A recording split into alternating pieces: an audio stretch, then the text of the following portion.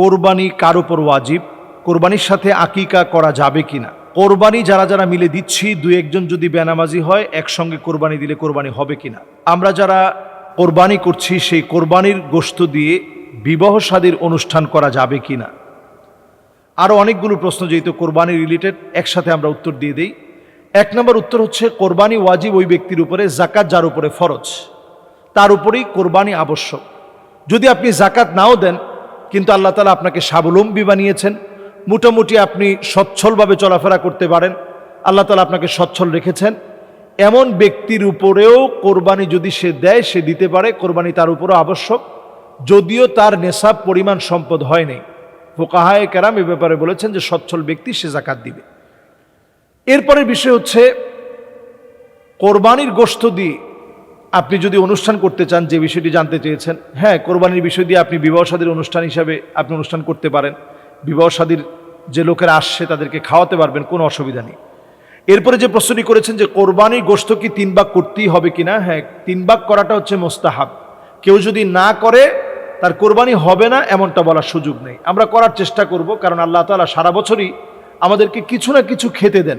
এমন অনেক অভাবী মানুষ আছে যারা আসলে সারা বছরে একবারও গোশত খেতে পারে না, তাদের দিকে অন্তত আমরা তাকাবো। আমরা কোরবানির গোশত সবার মধ্যে বন্টন করে আত্মত্যাগ আমরা ভাগাভাগি করার চেষ্টা করব। এরপরে প্রশ্ন হচ্ছে কোরবানির সাথে আকিকা করা যাবে কিনা। হ্যাঁ, আকিকা করাটা কোরবানির সঙ্গে এটা উত্তম কাজ না।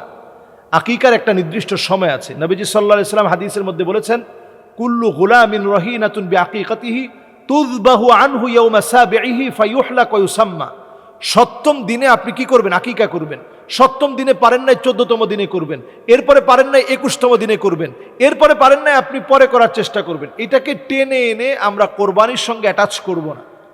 যদি কেউ করে ফেলে তাহলে এটা বলার সুযোগ নাই যে কোরবানি হবে না, বরং এই কাজটা সুন্দর কাজ হয় না, আমরা এটা বলবো। এরপরের প্রশ্ন হচ্ছে কোরবানি আমরা যারা দিচ্ছি, এই কোরবানি দেওয়ার ক্ষেত্রে একজন যদি অথবা দুজন অথবা একাধিকজন যদি বেনামাজি হয় তাহলে কোরবানি হবে কিনা। আসলে আমরা কোরবানি দেওয়ার ক্ষেত্রে প্রত্যেকের ইনকামটা হালাল আছে কিনা বাহ্যিকভাবে এটা চিন্তা করব। প্রত্যেকে নামাজি কিনা এটাও আমরা চিন্তা করব, নেককার দিনদার কিনা এটা আমরা চিন্তা করব। কিন্তু সমাজে যদি এমন লোক পাওয়া না যায় তাহলে একেবারে ওই লোকগুলোকে দূর দূর করে আপনি তাড়িয়ে দিবেন। তারা কোরবানি দিতে চাচ্ছে, এটা একটা ফান্ডামেন্টাল ইবাদা, এবং এটা এমন একটা ইবাদা ওই লোকটাকে আত্মত্যাগ আর কোরবানি হয়তো আল্লাহ তাআলা এটার মধ্য দিয়ে শিখিয়ে দিবেন। কাজেই আমরা এটাকে ছোট করার মতো সুযোগ কিন্তু আমাদের নেই, সুযোগ কিন্তু নেই। আপনি ওই মানুষটাকে দূরে না সরিয়ে দিয়ে বরং আপনি তাকে বলবেন যে ভাই, একসঙ্গে যেহেতু আমরা কোরবানি দিচ্ছি, আসেন আজকে থেকে নিয়ত করে ফেলেন। আগে তো আল্লাহ তাআলা নামাজের কথা বলছেন, ইন্না সলাতি, এরপরে বলছেন অনুসুকি, এরপরে বলছেন ও মাহিয়ায়া ও মামাতি লিল্লাহি রাব্বিল আলামিন। আগে বলছেন নিশ্চয়ই আমার নামাজ, এরপরে বলছেন নিশ্চয়ই আমার কোরবানি, এরপরে বলছেন আমার জীবন, এরপরে বলছেন আমার মরণ লিল্লাহি রাব্বিল আলামিন, এই বিশ্বজাহানের প্রতিপালক আল্লাহ সুবহানাহু ওয়া তাআলার জন্য। কাজে যেহেতু নামাজটা আমরা পড়ছি, আমরা কোরবানিও করছি, ভাই যেহেতু কোরবানি দিচ্ছেন আসেন নামাজটাও পড়ি, এরকম একটা দাওয়াত আপনি দিয়ে দেন। একেবারে যদি আপনি হিট করে বলেন না ভাই আপনি বেনামাজি, আপনার সঙ্গে কোরবানি দিতে পারবো না, তাহলে আপনার কোরবানির 12টা বাজায় ফেলবে। এই জন্য এটা আমরা বোঝার চেষ্টা করি। এরপরে প্রশ্নটা হচ্ছে যে কোরবানির যারা আমরা কোরবানি দিচ্ছি, যদি মৃত ব্যক্তির নাম কোরবানির মধ্যে থাকে, ধরেন আপনার বাবার নামে আপনার দাদার নামে আপনি একটা ভাগ রাখলেন, 7 ভাগের 1 ভাগ আপনার দাদার নামে আপনার বাবার নামে অথবা মৃত মায়ের নামে আপনি যদি দেন তাহলে কোরবানি হবে কিনা। হ্যাঁ, কোনো অসুবিধা নাই, এটাও আমরা করতে পারি। তবে এটা খেয়াল রাখতে হবে মৃত ব্যক্তিদের সংখ্যা জীবিত ব্যক্তিদের চাইতে যেন কম হয়। আমি আবার বলছি, যেমন আপনারা 7 জনে মিলে কোরবানি দিচ্ছেন, 6 জন তারা আলহামদুলিল্লাহ জীবিত আছেন, আর 1 জন মৃত ব্যক্তির নামে আপনারা কোরবানি দিলেন, এইভাবে করে আমরা দিব। এমন যেন না হয় যে 5 জন মৃত ব্যক্তির নামে দিলেন আর 2 জন আপনি জীবিত ব্যক্তির নামে দিলেন, জীবিত ব্যক্তির নাম যেন বেশি হয়। ফুকাহায়ে কেরাম এই বিষয়টাকে প্রাধান্য দিয়েছেন। এই বিষয়গুলো খেয়াল রেখে শেষ যে প্রশ্নটা কোরবানি নিয়ে, সেটি হচ্ছে কোরবানি করার সময় আমরা প্রত্যেকেই কি বিসমিল্লাহি আল্লাহু আকবার বলবো কিনা। হ্যাঁ, আমরা প্রত্যেকেই বিসমিল্লাহি আল্লাহু আকবার অথবা বিসমিল্লাহি আল্লাহু আকবার প্রত্যেকে আমরা বলার চেষ্টা করব। আগুনের সেকা দিয়ে নাম্বারিং করা পশু দিয়ে কোরবানি হবে কি? আমরা শুধু আগুনের সেকা না, খুবই গুরুত্বপূর্ণ প্রশ্ন বলে আমি মনে করছি। শুধু আগুনের সেকা না, আপনারা দেখবেন যে আগুনের সেকা দিয়ে বিভিন্ন সংখ্যা, ক্রমিক সংখ্যা টংখ্যা লেখা থাকে এবং দেখবেন ট্যাগ লাগানো থাকে, কানের ভিতরে বিরাট ফোঁটা করে এরপর ট্যাগ লাগানো হয়। যদি কানটা একেবারে গোড়া থেকে এই ট্যাগ লাগানোর কারণে ছিদ্র হয়ে যায়, ওই পশু দিয়ে কিন্তু কোরবানি করা যাবে না, কারণ এটা একটা ত্রুটিযুক্ত কোরবানি হবে, ত্রুটিযুক্ত পশু। একেবারে এত বড় করে নাম্বারিং করেছে যেটা তার শরীরের চামড়ার একটা বড় অংশ নষ্ট করে ফেলেছে। ধরেন পেটের মধ্যে একটা বিরাট করে আপনি নাম লিখে ফেললেন, গরুর একটা নাম দিলেন, এটা আপনি লোহাকে গরম করে ওই সিলটা আপনি মেরে দিলেন। এই রকম পশু, যে পশুর অধিকাংশ চামড়া জুড়েই সিল লাগানো আছে, ট্যাটো করা আছে অথবা নাম্বারিং করা আছে, এই জাতীয় পশু দিয়ে কোরবানি করা যাবে না। একেবারে আওরা, অন্ধ হয়ে গেছে, কোরবানির জায়গা পর্যন্ত হেঁটে আসতে পারে না, এই জাতীয় পশু দিয়েও কোরবানি করা যাবে না। এত খোঁড়া যে কোরবানির জায়গা পর্যন্ত পায়ে হেঁটে হেঁটে হেঁটে হেঁটে আসতে পারতেছে না, এইরকম খোঁড়া পশু দিয়েও কোরবানি করা যাবে না। নাহা রাসূলুল্লাহ সাল্লাল্লাহু আলাইহি সাল্লাম, নবীজি সাল্লাল্লাহু আলাইহি সাল্লাম আমাদেরকে নিষেধ করেছেন কোন পশু দিয়ে? যেটা আওরা, যেটা সামনে হাঁটতে পারে না, পিছনে যেতে পারে না, একেবারে দুর্বল হয়ে গেছেন, এমন পশু দিয়ে নবীজি কোরবানি করতে আমাদেরকে নিষেধ করেছেন। আশা করি যে আমরা আমাদের কোরবানি দেওয়ার ক্ষেত্রে পশুটা ছোট হোক, শুধু বয়স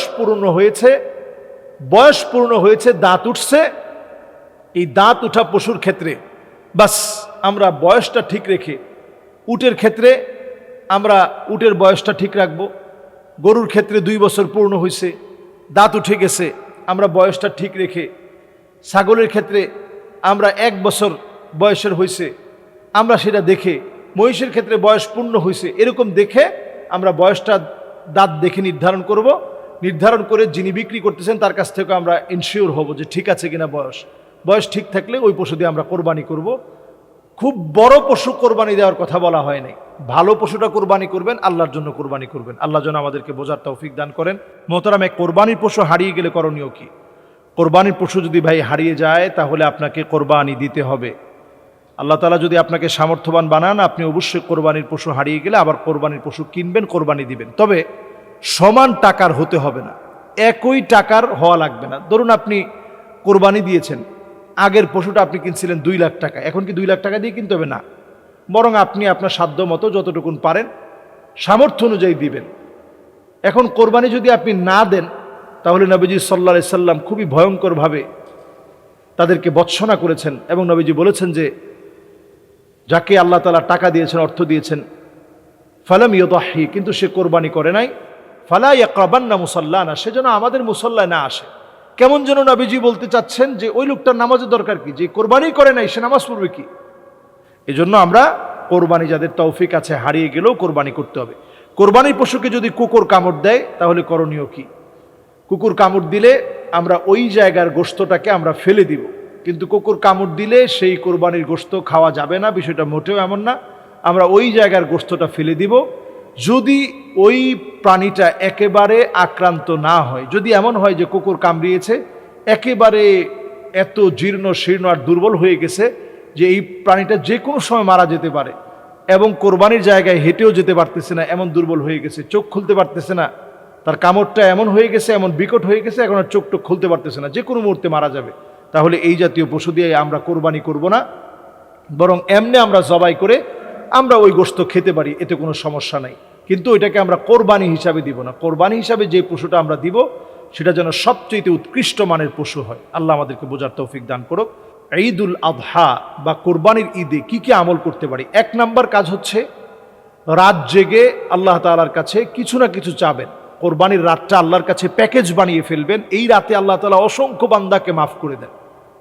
আপনি কোরবানির ঈদের চাঁদ রাতে অবশ্যই আমরা 2 রাকাত হলেও নামাজ পড়ে কান্নাকাটি করব, মনের চাওয়া পাওয়া আল্লাহর কাছে চাব। 2 নাম্বার আমল হচ্ছে জামাতের সাথে নামাজটা, আপনি ফজরের নামাজটা আদায় করে এরপরে আপনি ঘরে গিয়ে গোসল করবেন। 3 নাম্বার আমল হচ্ছে নিজেকে সুন্দর একটা জামায় সুসজ্জিত করবেন। লুবসু আহসানি সিয়াব, সবচেয়ে সুন্দর জামাটা আপনি পরিধান করবেন, এটা 3 নাম্বার কাজ। 4 নাম্বার কাজ হচ্ছে তাতয়িব, সুগন্ধি ব্যবহার। আপনি সুন্দর একটা সুগন্ধি ব্যবহার করবেন, সুন্দর একটা সুগন্ধি আপনি গায়ে মাখবেন, সুন্দর একটা সুগন্ধি আপনি লাগাবেন, সুগন্ধিটা সুন্দর দেখে ব্যবহার করবেন, সন্ততিকে এই সুগন্ধি ব্যবহার করাবেন। 5 নাম্বার কাজ হচ্ছে আমি ঘর থেকে না খেয়ে বের হব, অন্তত এতটুকুন করি, ঘর থেকে না খেয়ে বের হই। কোরবানির পশু দিয়ে খেতে পারলে তো খুব ভালো, যদি নাও পারি এই সময় আমরা না খেয়ে আমরা বের হব। 6 নাম্বার কাজ হচ্ছে রাস্তায় চলার পথে আমরা বলবো আল্লাহু আকবার, আল্লাহু আকবার, লা ইলাহা ইল্লাল্লাহু, আল্লাহু আকবার, আল্লাহু আকবার, ওয়ালিল্লাহিল হামদ। আমরা পড়তে পড়তে পড়তে পড়তে আমরা যাব। এরপর 7 নাম্বার কাজ হচ্ছে আপনি যারাই মসজিদে যাচ্ছি চুপচাপ গিয়ে মসজিদে আমরা গিয়ে বসবো। বাংলাদেশের 6 তাকবীরে আমরা সলাতু ঈদুল আযহা আমরা পড়ে থাকি, আমরা পড়ব। 8 নাম্বার কাজ হচ্ছে নামাজ পরবর্তী সময়ে খুতবা শুনবেন। 9 নাম্বার কাজ হচ্ছে যখন খুতবা শেষ তখন আপনারা বের হতে হতে সবাই কোলাকুলি করতে হবে এমন না, অন্তত মুসাফা করবেন, সালাম বিনিময় করবেন। একজন আরেকজনকে দেখে রাগ রাখবেন না। ঈদের সময় রাগ ভুলে যাওয়ার সময়, ঈদ আসে রাগকে ভুলিয়ে দেওয়ার জন্য, শত্রুকে মিত্র বানানোর জন্য। এজন্য আপনি শত্রুকে বন্ধু বানান ঈদের এই সময়, রাগ ভুলে যান, কি হয়েছে না হয়েছে সব ভুলে যান। ভুলে গিয়ে আপনি এটা আপন বানাতে শিখেন। নিজে সালাম দেন, আগে দিয়ে বলেন যে ভাই ঈদ মুবারক, আসলে অনেক কিছু হয়েছিল সব ভুলে যান। এরপর 10 নম্বর কাজ হচ্ছে আমি শব্দ চয়নে যদি ঈদ মুবারক বললাম অথবা তাকাব্বালাল্লাহু মিন্না ওয়া মিনকুম বললাম, তাকাব্বালাল্লাহু সালিহাল আ'মাল বললাম, কুল্লু আম ওয়া আনতুম বিখাইর বললাম।